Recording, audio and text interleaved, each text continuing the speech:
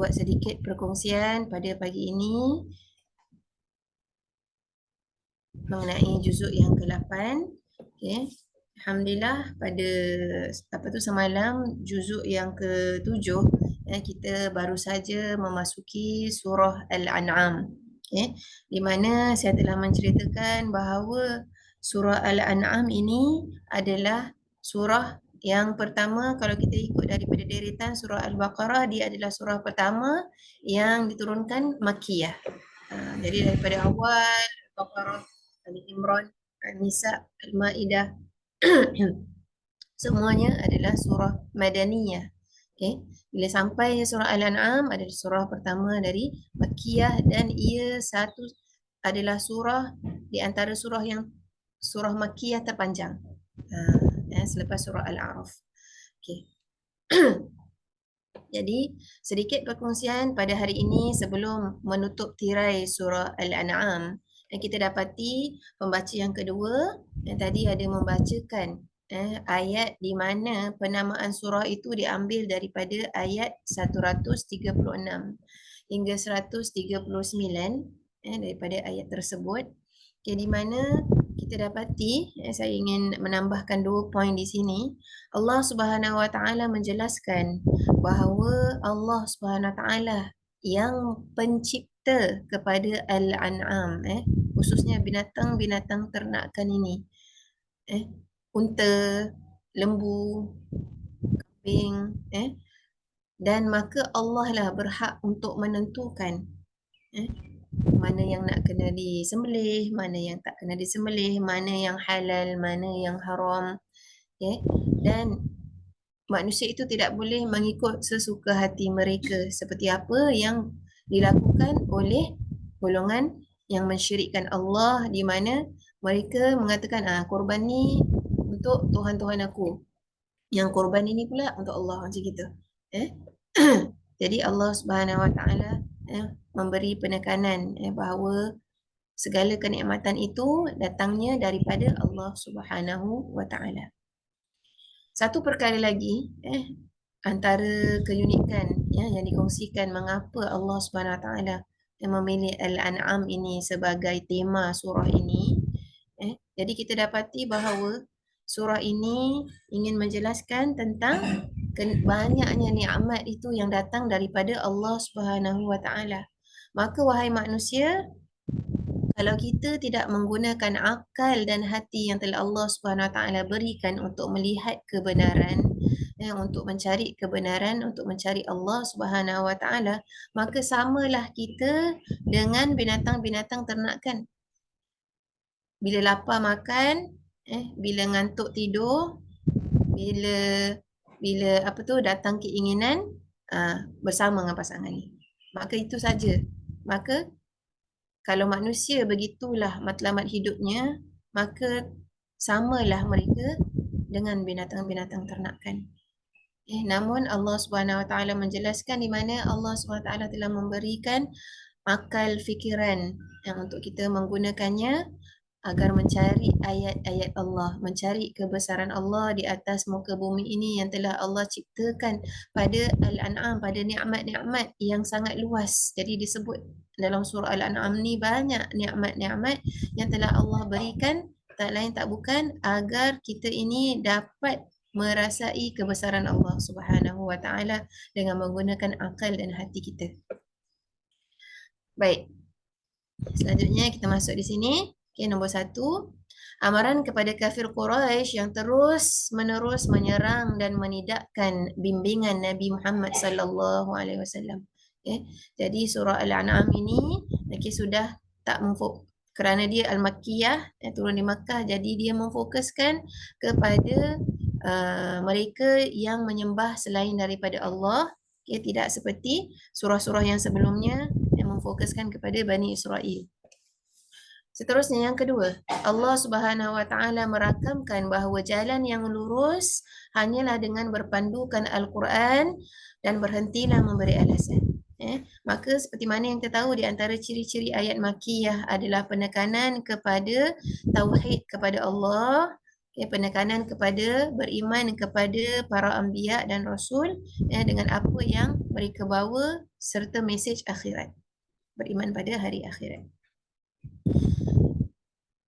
Jadi kita dapati juga dalam surah Al-An'am ini Allah Subhanahu Wa Taala memberi motivasi kepada baginda Rasul sallallahu alaihi wasallam dalam menegakkan dakwah agar tidak gentar, agar tidak takut dengan tantangan yang akan dihadapi oleh Nabi Muhammad sallallahu alaihi wasallam.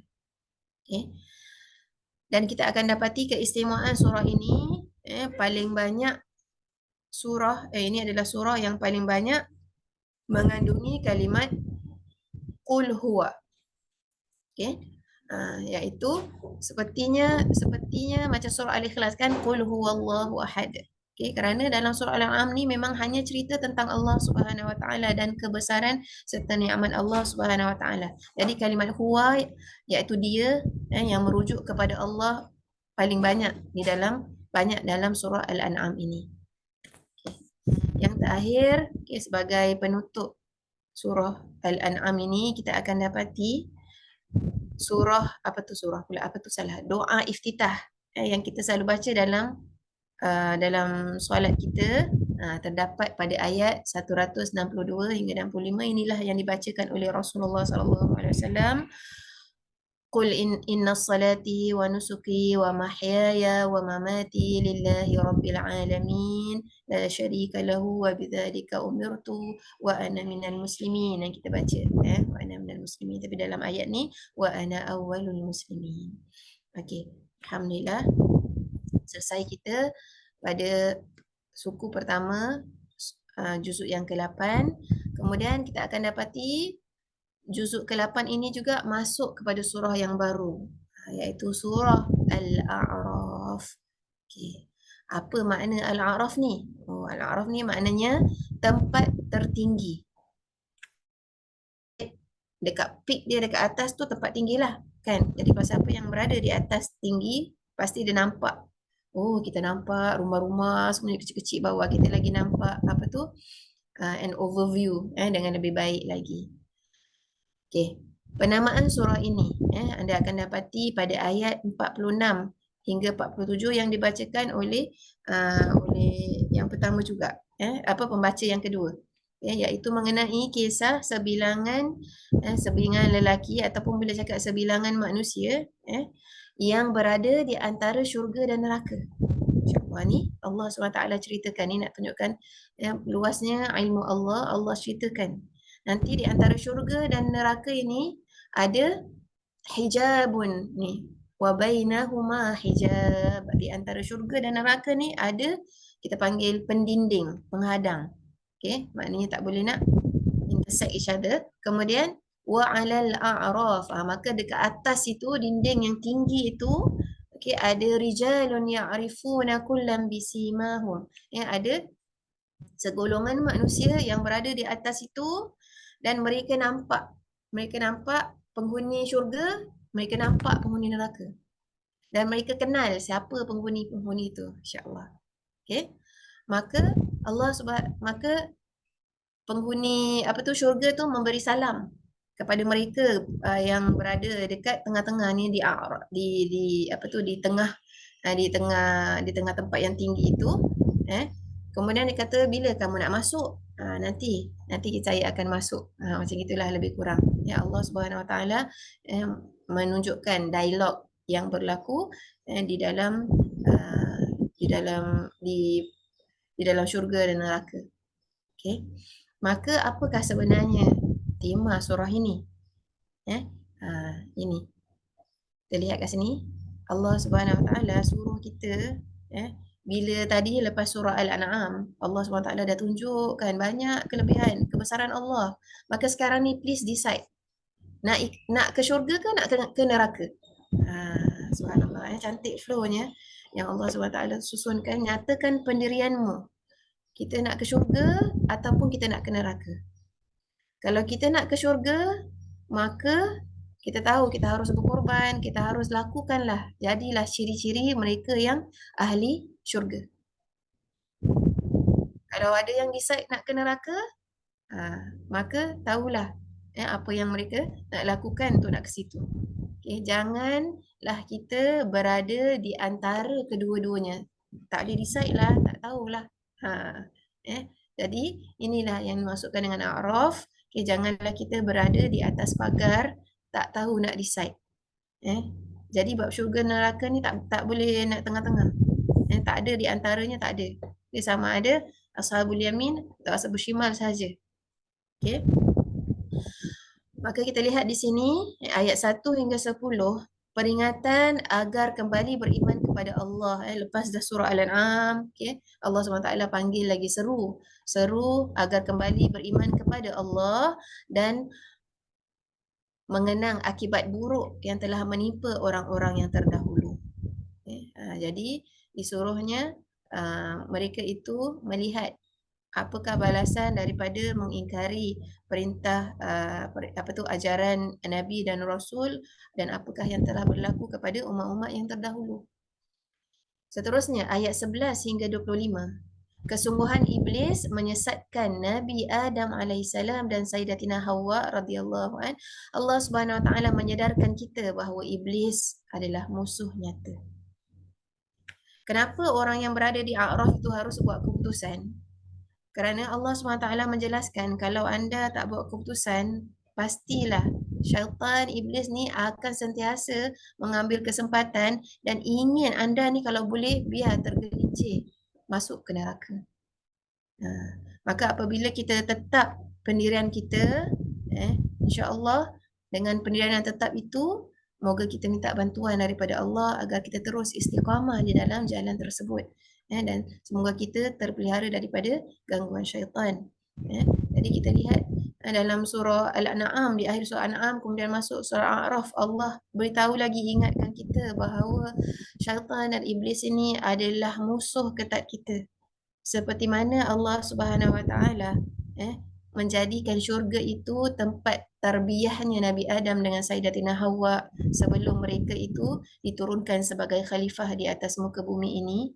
Allah dah beritahu kepada Nabi Adam dan Sayyidatina Hawa bahawa syaitan dan iblis ni adalah musuh.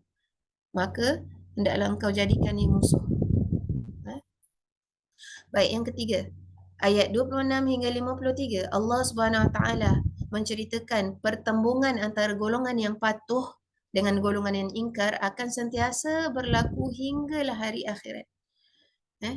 Jadi Allah nak katakan pastinya akan ada pertembungan, maknanya pasti akan ada perbezaan di antara orang yang beriman, orang yang mentaati perintah Allah dengan mereka yang tidak mentaati perintah Allah.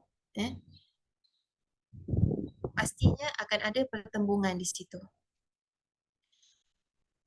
Ayat 54 hingga 58. Wahyu Allah Subhanahu Wa Taala itu diibaratkan seperti air yang menghidupkan tanah yang tandus. Insya-Allah.